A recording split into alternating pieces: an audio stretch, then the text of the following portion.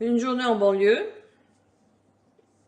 Je vais d'abord vous lire une petite introduction sur Strasbourg et ensuite ce sera un blog, un forum sur un blog qui s'appelle Vivre en France. Et nous aurons donc les avis de plusieurs personnes. Alsace, émeute dans les banlieues, affrontement avec la police et 56 voitures incendiées pendant la nuit de la Saint-Sylvestre. La Saint-Sylvestre est le 31 décembre, le jour où l'on fête la nouvelle année. Le 1er janvier est appelé le jour de l'an. Strasbourg, AFP, Agence France Presse. Mercredi 2 janvier 2013, 9h14, 56 voitures brûlées dans la nuit du vendredi à samedi en Alsace. Les chiffres de la préfecture du Haut-Rhin sont de 23 voitures incendiées à Colmar et à Mulhouse. À Strasbourg ce matin, on compte 27 voitures brûlées et 33 pour le département du Bas-Rhin. Selon la préfecture du Bas-Rhin, le nombre des interpellations à la suite des incendies s'élève à 43. Un policier est blessé à la main. Voir notre forum. Forum, Vivre en France. Sujet, le nouvel an et les voitures brûlées. Benji. 120 voitures brûlées à Paris, 27 à Strasbourg, 23 à Colmar et à Mulhouse. Bazooka.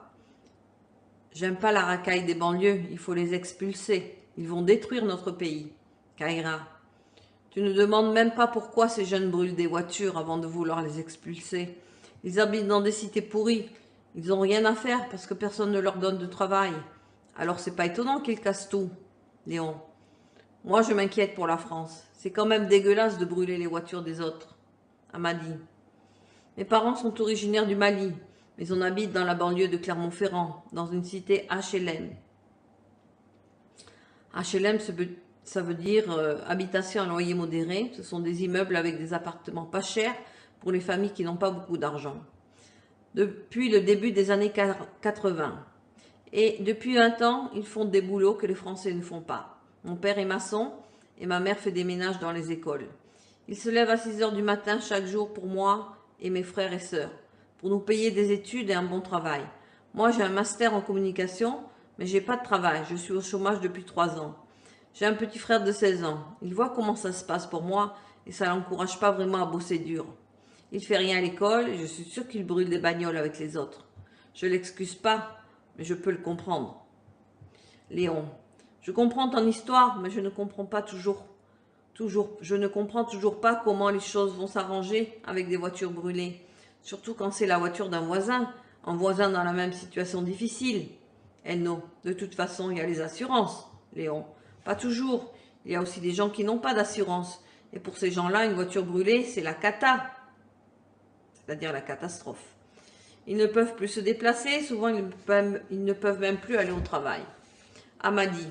Je suis d'accord que c'est trop idiot de cramer les bagnoles des pauvres de la Tessie, mais si tu le fais pas, alors personne ne va jamais se préoccuper de la vie des gens dans les banlieues. Jacques. Pourquoi il faut se préoccuper plus de la vie des banlieusards que des autres? S'ils sont sérieux, ils n'ont pas moins de chances de trouver du travail que les autres. Karim.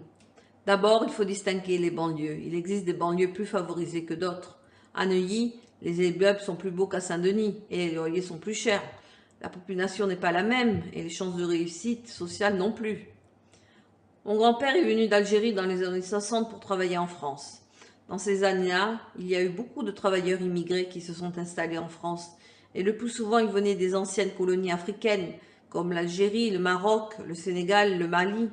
Mais il n'y avait pas de place pour les loger. Au début, on les a amassés dans des sortes de bidonvilles à l'extérieur des villes, dans des conditions horribles. Puis on a construit de grandes cités modernes, avec de grandes barres d'immeubles pour les loger en famille. Et ces nouvelles cités, qui devaient proposer un meilleur confort, n'avaient souvent ni supermarché, ni clinique, ni école, ni terrain de sport, ni salle de concert. Au début, il y avait autant de Français que d'immigrés, mais très vite, les Français des classes moyennes sont partis et finalement, il y avait bien plus d'immigrés que de Français. C'est dans une cité comme ça que j'ai grandi. La pauvreté, l'ennui, les problèmes d'intégration et la discrimination font partie du quotidien des jeunes et pour beaucoup, la lutte contre la réussite leur semble perdue d'avance. C'est le désespoir qui les anime à brûler des voitures. C'est le désespoir qui est la cause de la violence et de la criminalité dans les banlieues. La répression des jeunes délinquants n'est pas la solution. Il faut leur redonner l'espoir. Je vais vous donner quelques mots de vocabulaire en argot et en français standard. Cramer, ça veut dire brûler. Une bagnole, c'est une voiture. Un mec, c'est un homme. La cata, c'est la catastrophe. Le teki, c'est la cité. Une teuf, c'est une fête. Kiffer, c'est adorer. À plus, ça veut dire à plus tard. Le bled, ça veut dire chez soi. En Algérie, ça veut dire un petit village. À donf, à fond, au maximum. Dégueulasse, moche, mauvais.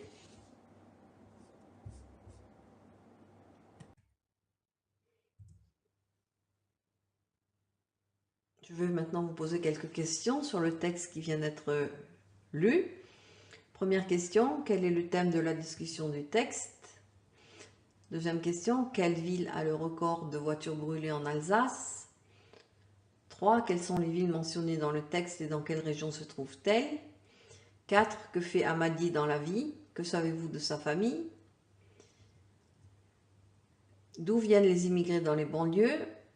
Où vivaient les travailleurs étrangers au début? Que manquait-il dans les banlieues? Et enfin, quelles sont les raisons des problèmes des cités? Et donc je vous montre un dessin où un de nos présidents fait un discours et commence par français, française, et nous voyons deux personnes qui font partie des banlieues, qui appartiennent, qui habitent dans les banlieues.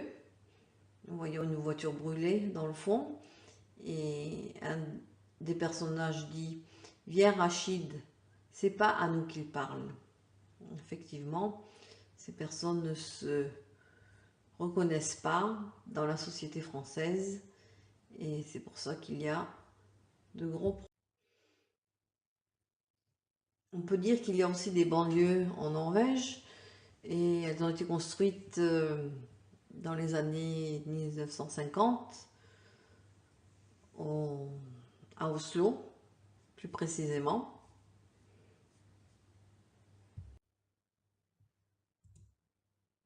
Je vous soumets maintenant quelques questions d'ordre général sur les banlieues en Norvège. 1. Où sont les banlieues en Norvège? Et 2. Y a-t-il des problèmes en Norvège dans les banlieues? Ces questions seront suivies aussi d'une vidéo qui montre la banlieue ou les banlieues en Norvège, plus précisément à Oslo, dans les années 50.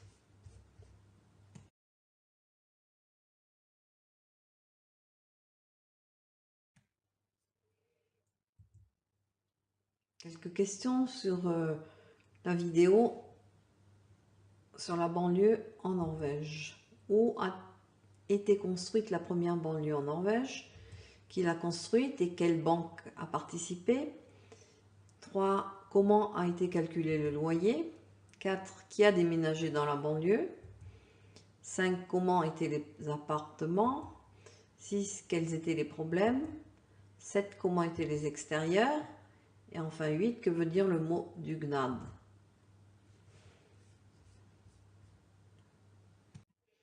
Voilà les sources que j'ai utilisées concernant le texte et les photos.